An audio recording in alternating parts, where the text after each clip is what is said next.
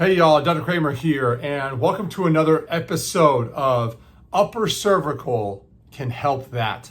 You know, we have these wonderful predispositions or these wonderful things that have been indoctrinated into our mindset when we say specific terms, right? If we say ear infection, you may say steroid, or you may think like lake water or swimming water, and you're gonna go to the doctor, you're gonna get an antibiotic. You may get a steroid, they may look in your ear, right? If you say sore throat, you might think strep throat, you might think this, you might think that, right? It might go down this pathway. If I say congestion, you might say sinus infection. However, we have this really bad word association when we say chiropractic, because the first thing that comes to mind is pain, right? Which is a really, really terrible association that we have created, especially when it comes down to helping the general public better understand how to navigate health decisions that will allow them to achieve the results that they want. So I have decided to start this new series inside of our YouTube channel called Upper Cervical Can Help That. Because for the most part, most people don't think about upper cervical chiropractic when we start talking about these issues. Mainly because they don't understand the organization of the human body. And when I say things like nervous system, I get answers like muscles. And when I say things like your brain-body connection, you're like, what is this, some Eastern medicine, spirituality, practice, etc. And so what we have to do is we have to, one, understand our basics of the structure, right? We know a car has an engine. We know the engine needs to have oil change. We know that it runs on gasoline. We know we need to rotate our tires. We know we need to replace brake pads. We need to spin rotors. These are all things that we have in common understanding. Well, the human body is something that we have, we own, we are, and I really think that we do a very poor job of understanding what it means to talk about, one, the nervous system, and two, what it controls. Because for most of you, it's a very foreign idea, right? But the fact that I'm talking, looking at a camera, is I'm using my nervous system, I'm using my hands, that's all nervous system oriented. The coffee I drank this morning is being digested, that's your nervous system. My heart rate stimulated by caffeine is gonna be your nervous system. My ability to think is nervous system. My ability to use the restroom is nervous system. The attraction I have for my wife is nervous system. Building a baby is a nervous system. And so if we go into this, it's gonna be very, very simple. The nervous system controls everything. Right? So if we understand that basic principle and that basic premise, we can work our way through a majority of our problems. Doesn't mean that there are not instances in which we will need some form of Western intervention. Absolutely you will. If I break my femur, thank God I'm in the Americas, right? Because I know in the United States, we have incredible emergency medicine doctors, right? If I slash my face open, I need to be sure that I have a really, really good plastic surgeon who knows how to sew that, right? If I'm of that demeanor. Some people think, chicks dig scars, but that's not me. And so if it is you, that's cool. Don't worry about it. However, get a little sidetracked. Today, we're going to talk about the nervous system, and we're going to dive into the first question I've been asked about. I did not know upper cervical can help that. Nervous system. So I'm going to turn sideways. Bear with me here. But we like to take our body and we have to decide that we have a brain, right? So our brain sits inside the skull. The skull also is divided in parts, right? And so based upon the parts of the skull that we have, we can talk about our ability to think and our control. And so we have to understand the blood flow that goes there, right? Because many of you think about your carotid artery, sits right about here. You also have your jugular vein, right? Really, really big vein. There's also your vagal nerve, runs right there underneath that big muscle that's like right here. And it runs up and it controls blood. And if you take your fingers and you draw it down through your ears, right through basically this corner in your jaw and your skull, if you draw that arrow this direction, this area forward is controlled by blood out of the carotid artery, right? So that is your thinking structures. That is your muscular characters, right? Your prefrontal cortex, your ability to move your arms and your muscles, and your ability to have your neocortex, which is thinking, memory, focus, etc.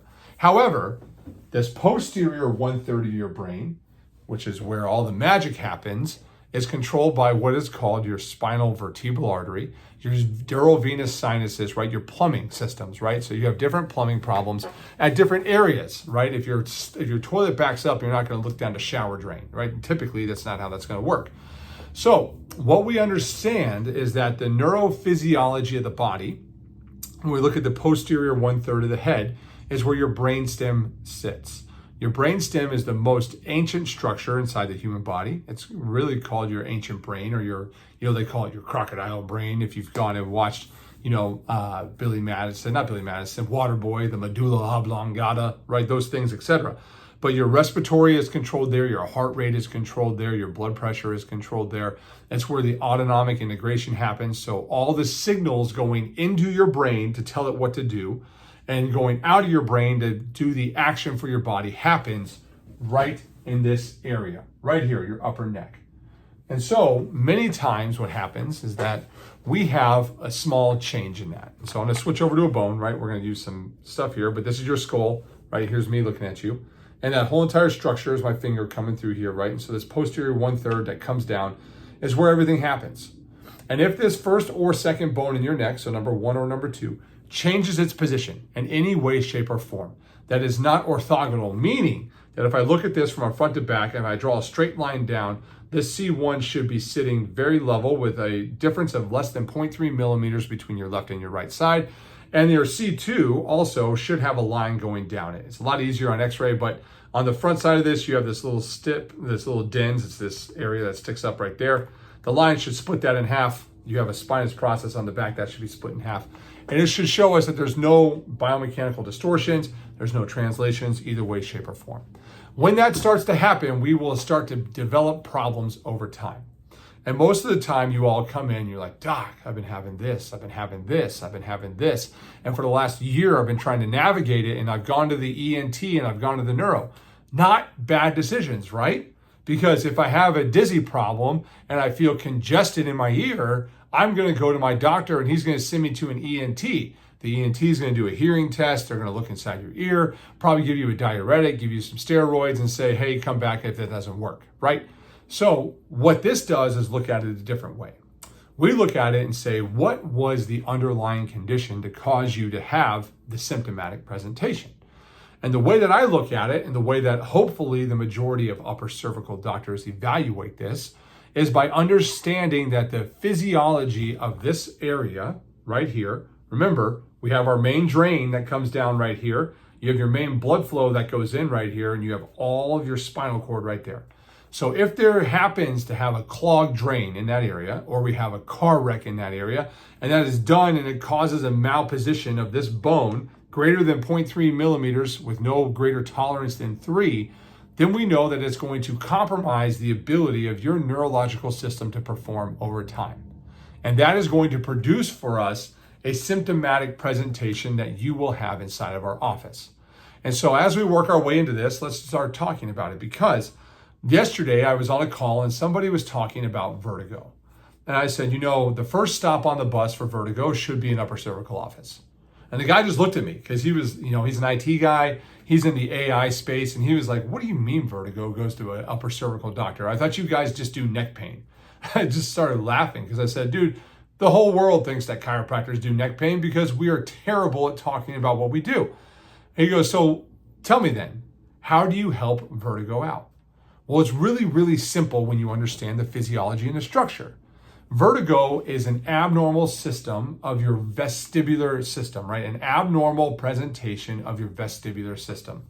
Your vestibular system sits in your ear canals, right? And so many of you may know that there's like these little circles. You call them your semicircular canals. And the common thought, if you go to the neuro, is, hey, there's some fluid in there. It's called endolymph. It may knock some crystals out of place, right? And we're going to get them back in place by making you, lean over the bed, turn your head to the right. We're going to do some H in space. We're going to try to, get these things organized. Now, when you do that, many of you go to the neuro or to the ENT, and it doesn't do a damn thing, right? Unfortunately, that's the truth. If it does solve the problem, then it was actually a liquid in the wrong canal, overstimulating that canal. However, if both canals are normal, you've gone to neuro rehab and you've gone to vestibular rehab, and you are normal from their perspective, but you are still dizzy, you have a neck problem. And that is because your vestibular cochlear nerve, which is cranial nerve number 8, is really originates on the anterior ventral aspect of your brainstem, which sits right at the level of your C1 and your C2. What's also as fascinating is another important structure, which is called your eustachian tube, runs right here in front of C1 and C2.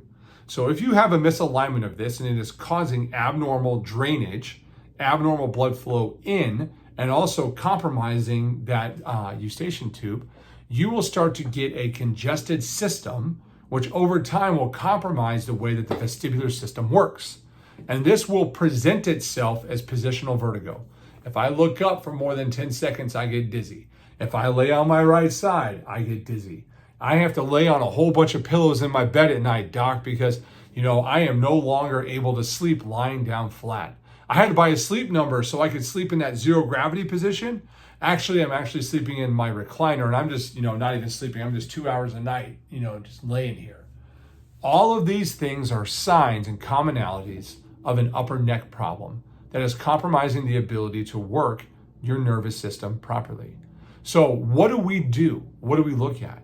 Well, we have to evaluate that nervous system, right? We have to go in and say, hey, let's look at this. In my office, I use paraspinal thermography. We look at what's going on with this. If we have a clear highway, meaning on a graph that I take, and I got a straight line up and down, it's like driving on I-35 here in Dallas during non-rush hour. You're going 80 miles an hour. Everything is great. The nervous system is working. You probably need to go to the ENT. You probably need to go to the neuro. There may be something going on in there that we cannot help. I hope that's clear. However, if you have a semi that flipped over in between I-35 and you're crawling at, mile an hour for the next 2 hours of your life, you're going to have a big squiggly line on this, and it's going to show us that there is a traffic jam, likely at the level of C1 or C2, which is why we take x-rays, because the x-rays show us where exactly that misalignment is at and then how we have to fix that. And oftentimes what ends up happening is, in most vertigo cases, they are typically a C1 or a C2. And once we make that adjustment, they start to immediately see benefits. Meaning, hey doc, I got really dizzy for like 5 to 7 minutes after that adjustment.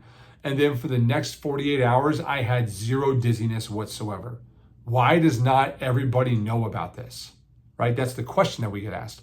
Oh, doc, I've already tried everything. I've gone to the ENT. I'm taking these medicines. I've had to change my diet. I can no longer work in the job that I love. I'm a diesel mechanic and I can't get underneath the truck anymore because I get dizzy. And all of a sudden, after about 3 to 4 weeks of this, they're like, hey, doc, I'm back working. No more vertigo. I have no more problems with this. This is awesome. My neck feels really good. I no longer have that pressure that sits really right up high right here, that nobody ever paid attention to, that nobody ever looked at, that everybody said was normal, that my MRI said was normal, that my CT said was normal, that my orthopedic said was normal, that my PT said was normal. And, now after you've taken care of these problems, I've already started to have a better quality of life. I started to sleep better. I started to be able to have focus. My brain fog is gone. And, the biggest thing, I came here for vertigo, but man, I feel great. And that's the beauty of this, right? Because upper cervical, back to the beginning, is designed to look at the nervous system.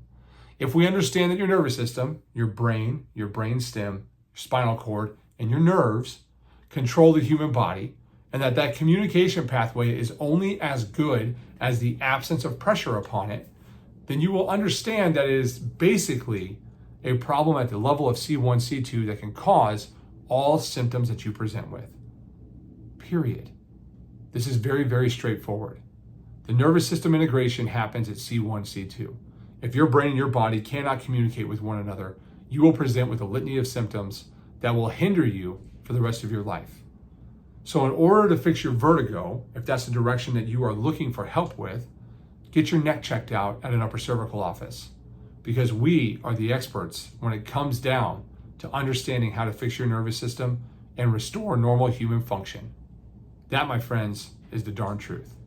I hope this episode of the Upper Cervical Corner on Upper Cervical Can Help That is actually beneficial to you, and you maybe gain some knowledge and some wisdom about understanding what it means to have a nervous system, how we can actually assess that system, where we fix that system, and how people that suffer from vertigo can actually eliminate that and restore normal quality of life. I'll be back next week with another great episode of Upper Cervical Can Help That.